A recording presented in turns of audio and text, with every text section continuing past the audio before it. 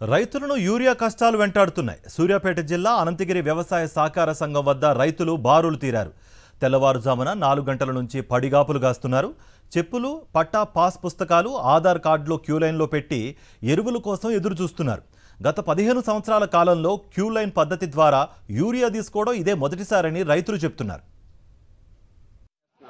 First ఎకరానికి ఒక కట్టదార ఇస్తామని చెప్పేసి లేట్ చేయడం వల్ల యూరియా కొరత తీవ్రంగా ఏర్పడడం వల్ల సకాలంలో నేను పొలానికి యూరియా వేయలేకపోయాను. గత 20 సంవత్సరాల నుంచి ఎన్నడూ లేని విధంగా యూరియా కొరతతోటి తెల్లవారుజామున 5 గంటలకు వచ్చి బ్యాంకుల చుట్టూ చెప్పులు పట్టాల్సిన పరిస్థితి వచ్చింది. ఈ పరిస్థితిని అర్థం చేసుకొని గవర్నమెంట్ సకాలంలో యూరియా సప్లై చేసి రైతుల యొక్క దిగుబడికి పెంచడానికి ప్రోత్సహించాలి. యూరియా మాత్రం బాగా స్టాకేజ్ వల్ల రైతులు ఈరోజు చూడండి ఎంతమంది ఉన్నారు. గత 10 సంవత్సరాల్లో ఎప్పుడూ లేదు ఈ క్యూ. నా చిన్నతనం నుంచి కూడా ఎప్పుడు ఈ క్యూ ఇంతవరకు అనంతగిరి ఈ పిఎస్సిఎస్సి కోఆపరేటివ్ బ్యాంకులో ఇంతవరకు ఎప్పుడు కూడా ఈ సీరియల్ చూడలేదు. మరి ఈ స్టాకు ఎందుకు వస్తుంది? గత 10 సంవత్సరాలు కేసీఆర్ కంటే ఎక్కడంటే అక్కడ సేని పోయేటప్పుడు బొచ్చి తీసుకొని వచ్చి సేనికి కట్టలు వేసుకొని పిస్తాలనుకున్న రోజులు ఉన్నాయి.